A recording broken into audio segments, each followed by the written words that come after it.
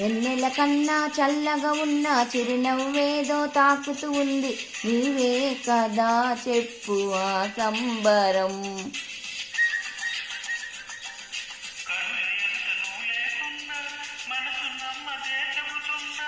ఎవరు ఎవరితో ఏమన్నా నువ్వు పిలిచినట్టనుకున్నా.